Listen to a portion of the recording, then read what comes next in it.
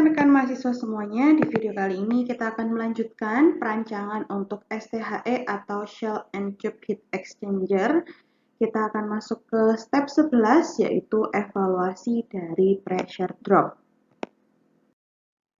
Jadi di sini di step 11, seperti DPHE, kita akan menghitung pressure drop-nya atau delta P-nya. Untuk fluida dengan fase gas atau vapor, delta P-nya maksimal hanya 2 PSI, jadi harus kurang dari 2 PSI.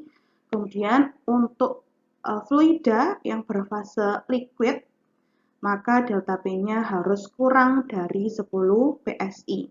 Nah, sekarang untuk bisa menghitung step 11, kalian harus membuat tabel dengan 2 kolom. Kolom yang pertama berisi untuk data Shell, kolom yang kedua untuk data tube.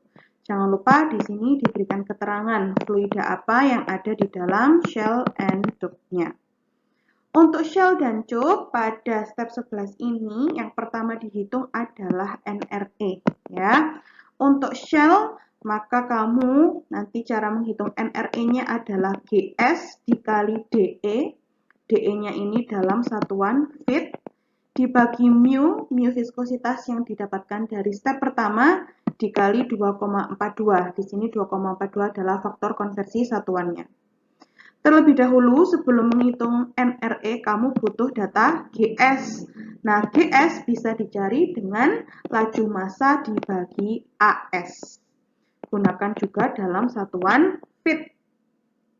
Kemudian untuk tube, NRE-nya dicari dengan cara GT dikali DI, diameter inside dari tube atau pipanya, satuannya juga feet, dibagi mu dikali 2,42. Di sini cara mencari GT adalah laju massa fluida yang ada di dalam tube dibagi dengan AT. Jadi nanti satuannya adalah pound per jam feet kuadrat. Sehingga baik itu untuk GT dan GS dan juga NRE untuk tube dan Shell semua menggunakan satuan feet. Setelah NRE didapatkan, kamu harus menghitung friksi. Nah, ini berbeda dengan DPHE. Kalau di DPHI kemarin, kamu friksinya itu menghitung dari rumus. Nah, untuk STHE, baik itu friksi di Shell dan friksi di tube, kita akan membaca figur atau membaca grafik. Untuk Shell, nilai friksi atau F, ya, di sini simbolnya adalah F. Shell itu didapatkan dari figur 29 atau grafik 29, sedangkan untuk tube itu dari grafik 26. Nah, bentuk grafiknya seperti ini ya. Di sini figur 29 sudah ada keterangannya untuk Shell, sedangkan figur 26 untuk tube. Nah, cara membaca F-nya atau mendapatkan F-nya itu sama. Kita lihat dulu ya. Di sini yang menjadi sumbu X-nya adalah nilai NRE. NRE sudah kamu cari di step A tadi. Nilai F-nya dibaca di sumbu Y. Nah, sehingga misal di Shell cara membacanya adalah sebagai berikut. Cari nilai NRE-mu, misal 10.000 ya, maka tarik lurus ke atas sampai bertemu garis diagonal atau lengkung di dalam grafik. Lalu tegak lurus, bawa ke kiri sampai bertemu dengan sumbu Y. Nanti kamu akan mendapatkan nilai F-nya. Begitupun untuk tube. Nah, kamu di sini dapat NRE-nya misalnya 10.000 sama ya. Tarik lurus ke garis exchanger tube. Ya. Kemudian secara tegak lurus ya, bawa ke kiri ke sumbu Y untuk membaca nilai F. Oke, jadi baik itu untuk Shell dan tube caranya sama. Kamu membutuhkan garis lengkung di dalam grafik. Perpotongan tersebut ditarik tegak lurus ke sumbu Y pada bagian kiri. Untuk Shell, gunakanlah garis exchanger tube. Kita akan lanjut ke step C. Ya, saya akan membahas yang Shell terlebih dahulu. Di Shell step C kamu mencari harga N plus 1. Caranya adalah 12 dikali L dibagi B. Di sini angka 12 itu untuk mengkonversi satuan panjang menjadi inci. Jadi L-mu itu kan satuannya dalam feet. Nah, ini diubah di dalam inci. Sehingga dikali 12. Kalau L-mu sudah dalam satuan inci, maka tidak perlu dikali 12. Sehingga karena L-nya dijadikan inci, nilai B yang di sini juga dimasukkan dalam satuan inci. Kemudian untuk step D-nya shell, kamu mencari nilai S atau specific gravity pakai tabel 6 atau figur 6. Caranya persis seperti di DPHE part yang ketiga. Sehingga kalau lupa, kamu boleh buka kembali video DPHE part yang ketiga untuk mencari nilai S. Kemudian setelah mendapatkan nilai S, ya, kamu mencari delta P karena panjang shell. Rumusnya adalah F friksi dikali GS kuadrat dikali IDS dikali N plus 1. Semua sudah kamu miliki datanya. Dibagi 5,22 kali 10 pangkat 10 dikali DE dikali S dikali CS. Oke. Yang pertama mau saya ingatkan adalah semua satuan yang terlibat di rumus ini harus dalam satuan feet.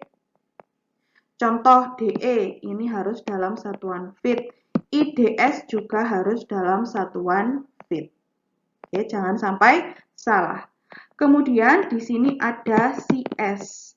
CS otomatis kalau likuidamu viskositasnya kurang dari 1, CS-nya boleh dianggap sama dengan 1. Sehingga masukkan saja di sini CS-nya 1. Alangkah lebih baik jika di Excel-mu itu sudah ada sel CS sendiri, angkanya berapa. Sehingga nanti waktu menghitung delta PS, kamu tinggal klik sel yang memuat nilai CS. Misalnya, fluidamu itu mu-nya lebih dari 1, maka seperti yang saya jelaskan kemarin, kamu harus mencari mu B, ya kan?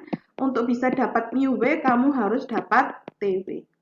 Kalau mu B kamu punya, kamu bisa mencari CS. Caranya adalah mu per mu W pangkat 0,14.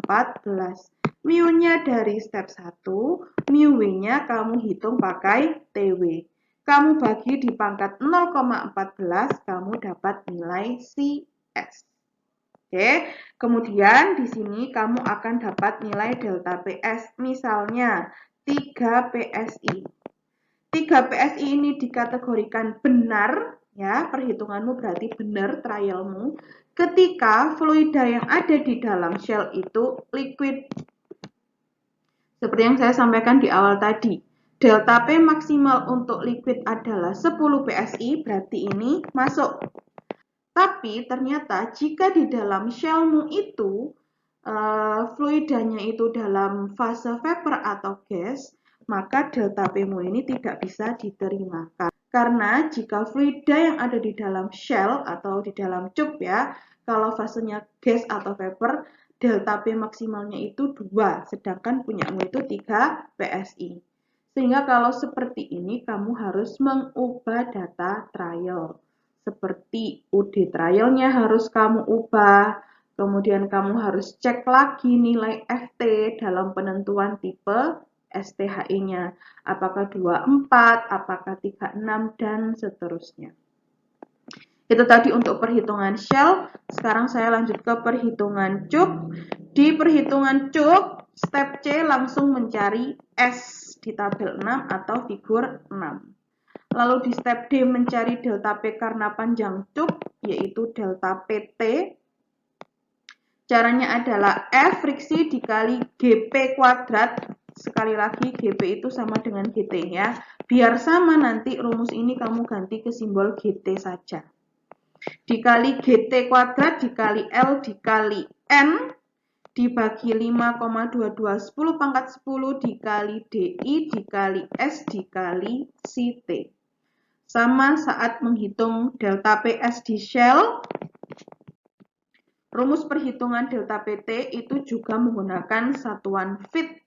Sehingga di sini DI-nya harus dalam feet, L-nya harus dalam feet.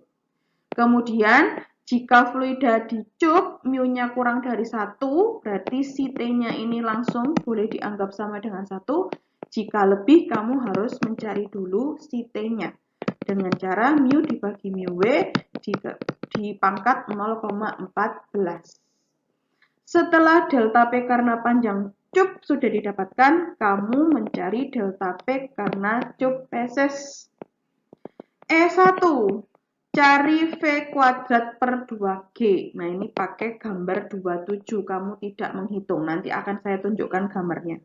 Setelah dapat V kuadrat per 2G, angkanya dimasukkan ke sini untuk mencari delta PN. Delta PN itu didapatkan dari 4N per S dikali V kuadrat per 2G. V kuadrat per 2G-nya dapat dari figur 27.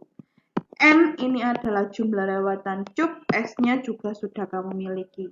Ketemu delta PN. Terakhir, di step F, hitunglah delta P total, yaitu delta PT ditambah delta PN. Lalu kamu cek apakah delta P-nya memenuhi syarat. Kurang dari 10 jika fluida di dalam cup dalam fase liquid, kurang dari 2 jika fluida di dalam cup dalam fase gas atau vapor. Nah, berikut ini adalah cara mencari tadi V kuadrat per 2G. Yang kamu butuhkan adalah data mass velocity atau GT. Ini untuk cup ya. GT sudah kamu cari ketika mau menghitung NRE. Satuannya GT itu adalah pound per jam feet kuadrat. Karena rumusnya M dibagi AT. M-nya itu laju massa, pound per jam. AT-nya itu adalah luas feet kuadrat. Misalnya, punyamu itu mass velocity-nya 1 juta, ini ya, saya pakai tinta kuning, tarik lurus ke atas sampai bertemu dengan garis diagonal. Kemudian, bawa ke kiri untuk membaca nilai V kuadrat per 2G-nya. Oke, kemudian angka ini yang kamu gunakan untuk menghitung delta PN tadi. Soalnya masih sama, ya. Silakan kamu teruskan untuk latihan soal STHE dari step 11 untuk menghitung delta P.